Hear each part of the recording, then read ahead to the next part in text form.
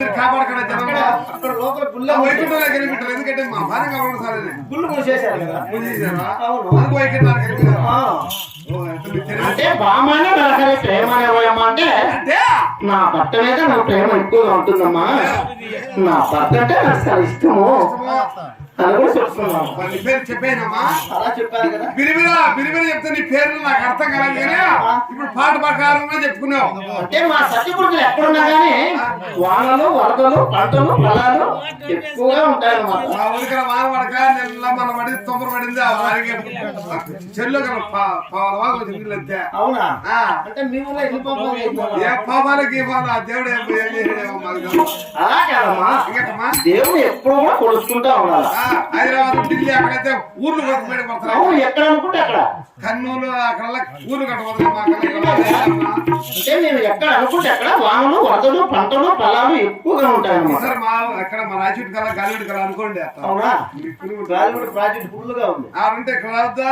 అలా కూడా వస్తాయి చూడు. మరి సరే నీ పేర్లు పిరిమిన చెప్పినా కదా, చెప్పు మా పేరు. అంటే ఇప్పుడు నా పేరు ఏం పిలుస్తారంటే ఏమని పిలుస్తారు? ధనలక్ష్మి, ఒకటి దానలక్ష్మి, రెండు సంతాన లక్ష్మి, మూడు సౌభాగ్య లక్ష్మి, నాలుగు వరలక్ష్మి, ఐదు గజలక్ష్మి, ఆరు శ్రీలక్ష్మి, ఏడు లోలక్ష్మి, ఎనిమిది కమలక్ష్మి, తొమ్మిది ఆది మహాలక్ష్మి అని గజ్జలించి పట్టే నువ్వు గజ్జలి అంటే గజ్జ పడితే గీర్పుడు లక్ష్యం కాదమ్మా. గజములు అంటే ఏనుగులు, ఏనుగులు అంటే గజములు. అంటే ఇటువైపు ఒక ఏనుగు, ఇటువైపు ఒక ఏనుగు, అలా రెండు వేనుగుల మధ్య అక్కడ ఉంటారు చూడు. మరి అవును, అక్కడ ఉన్నాడు కదా, రెండు వేగుల మధ్యలో ఉన్నాము ఏమంటారంటే గజలక్ష్మి అంటారన్నమాట. గజములు ఏనుగులు అనమాట. రెండు ఏనుగుల మధ్యలో కూర్చొని గజలక్ష్మి అంటారు. శ్రీలక్ష్మి, లోలక్ష్మి, కమలాక్ష్మి, ఆది మహాలక్ష్మి అని ప్రపంచమంతా అలా పేరే పిలుస్తారు. ప్రపంచమంతా 10 నామదేవులతో 10 రకాలుగా 10 పేరుతో పిలుస్తారు అనమాట. నువ్వు 10-12 పేర్లు చెప్పినావు కాబట్టి నీకేమైనా 10 మొగుడు ఉన్నారు. ఏం మాట్లాడుతున్నావు? ఎందుకంటే మా ఊర్లో ఆడస్త్రీలు ఉన్నారమ్మా. వాళ్ళకున్న ఓడో భర్త, వాళ్ళకున్న పేరు మారి పేరు కూడా ఉంటుంది. చిట్టి బుజ్జి అని మారి పేర్లు ఉంటాయి. వాళ్ళకున్న ఓడో భర్త. నువ్వు చూడ 10 పేర్లు పెట్టుకున్నావు. ఒకటో పేరుకు ఒకటో మొగుడు, రెండో పేరుకు రెండో మొగుడు, మూడో పేరుకు మూడో. అట్లా అనుమానం వచ్చారు కదమ్మా. అంటే 10 మంది పేర్లు చెప్పావమ్మా నీవు. నీకు భర్తలు కూడా 10 మంది అనుమానం అవుతాడు నాకు తెలియక. 10 మంది భర్తలు లేరమ్మా. నా భర్త పేరు కదిలి లక్ష్మీ నరసింహస్వామి. అంటే అవతార పురుషుడు. అవతార పురుషుడు అంటే ఓసరి రంగులు మార్చుకుంటా. దశ అంటే 10. దశ 10 కదా. ఆయన అవతారాలు ఎత్తుకుంటా పోతుంటే మేము పేరు మార్చుకుంటా పోతుంటాం. అంటే ఏ యుగంలోనైనా నీకు నేను భార్య, నాకు నువ్వు భార్య కావాలి.